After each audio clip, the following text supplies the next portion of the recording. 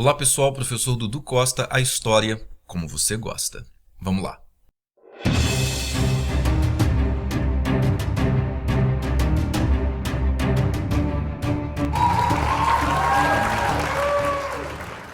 Pessoal, esse é o nosso segundo episódio, a nossa segunda parte da microsérie Liberalismo Político e Direitos do Homem. Nesse segundo vídeo, a gente vai falar um pouquinho sobre o desenvolvimento do pensamento liberal na Europa a partir das reflexões do pensador inglês John Locke. Antes da gente começar, eu vou recapitular alguns pontos importantes do vídeo anterior com vocês. Vamos a eles. A Europa, entre o século XVI e o século XVIII, vivia o período do chamado Antigo Regime, que coincide com a Idade Moderna. Esse período é um período marcado por muitas mudanças na economia e na sociedade europeia. O que a gente vive é um processo de desagregação das estruturas econômicas e sociais feudais e de desenvolvimento de novas relações econômicas e sociais, que nós vamos chamar de relações capitalistas. No meio disso tudo, existe uma classe social. Essa classe social é a burguesia.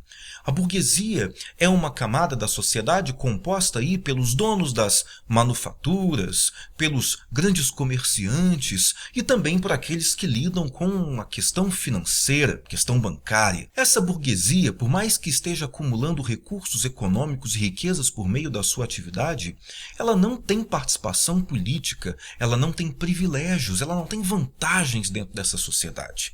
O Estado absolutista é um Estado que existe, de acordo com as reflexões do historiador britânico Perry Anderson, para proteger os interesses econômicos e políticos das duas primeiras ordens sociais, ou seja, o clero e a nobreza. O Estado absolutista é um Estado que ainda está amarrado ao feudalismo. É nesse contexto que as ideias de liberdade vão começar a aparecer dentro da Europa. Os círculos sociais burgueses começam a falar cada vez mais sobre a liberdade de buscar o lucro, de investir nos seus próprios negócios, a livre iniciativa privada. Nesse sentido, essa burguesia também começa a falar sobre a liberdade individual, sobre ter direitos, sobre ter participação no poder. Esse é o contexto econômico e social geral de transformações que marca a Europa nessa época do Antigo Regime. Em meio a essas discussões de liberdade é que nasce o chamado Iluminismo, e dentro do Iluminismo, uma das suas expressões intelectuais mais importantes, o liberalismo. Claro, nós temos aí o liberalismo econômico e também o liberalismo político, que é o foco do nosso interesse aqui. É no contexto do século XVII, portanto, na Inglaterra, que surge um pensador fundamental no lançamento das bases do liberalismo político. O nome dele é John Locke. John Locke é um pensador inglês contemporâneo aos acontecimentos da Revolução Gloriosa na Inglaterra. John Locke assistiu a todo o processo de contestação do absolutismo monárquico naquele país e, obviamente, acompanhou todas as lutas sociais que resultaram na chegada ao poder de Guilherme de Orange sob a forma de uma monarquia liberal constitucional. E John Locke, claro, busca fazer uma reflexão sobre esse conjunto de acontecimentos. É em meio a esse contexto histórico que John Locke vai desenvolver as suas teses políticas. As principais teses políticas de John Locke aparecem no seu livro Segundo Tratado sobre o Governo Civil, ou Segundo Ensaio sobre o Governo Civil, em que ele se preocupa em compreender e explicar os fundamentos do poder político, as origens do poder político e, claro, os sentidos do poder político. Nós já podemos adiantar aqui uma informação. Esse texto de John Locke é um texto que vai ser considerado na sua época um texto profundamente radical. E é por isso que, claro, ele passa muito tempo sem assumir a sua autoria. John Locke só assume que é o autor dessa obra no seu testamento. John Locke parte do pressuposto de que o poder, assim como também as ideias, não são inatos. John Locke é um grande crítico do chamado inatismo. John Locke acredita que as ideias são produto da experiência.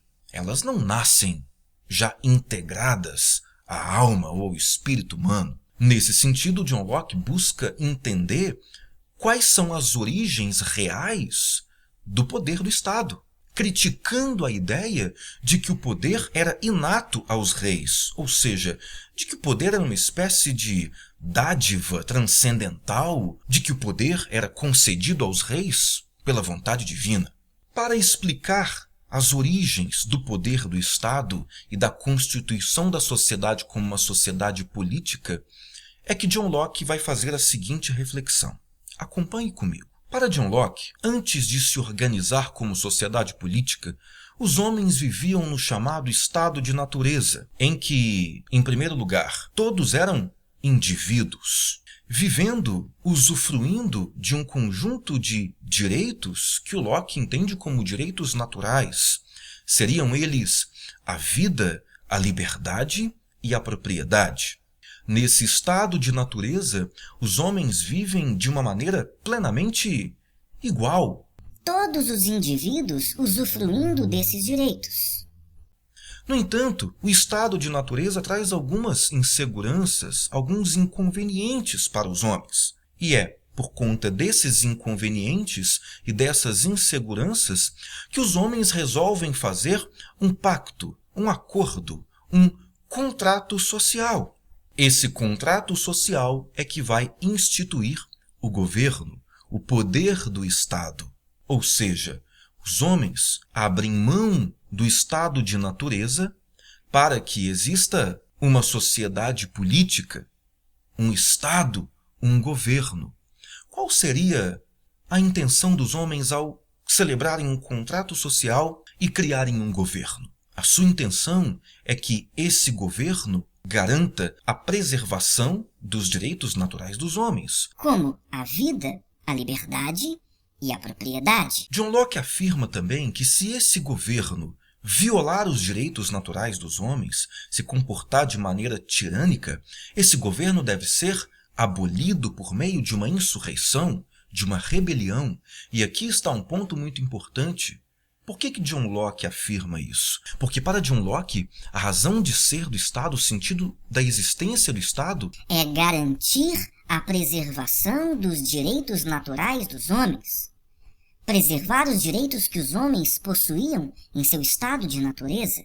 Isso nos leva a um ponto muito importante. Esse ponto é o pressuposto de que o Estado nasce a partir de um contrato social estabelecido pelos próprios homens. Ou seja, não é uma vontade divina que torna o poder de um soberano legítimo, mas a vontade do povo. Aqui há um ponto fundamental também.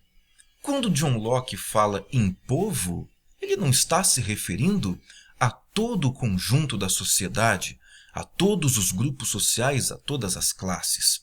Claro que não. Ele está se referindo a um determinado círculo social bastante específico. E dentro desse círculo social ao qual ele se refere, claro, está a burguesia, os setores burgueses da sociedade.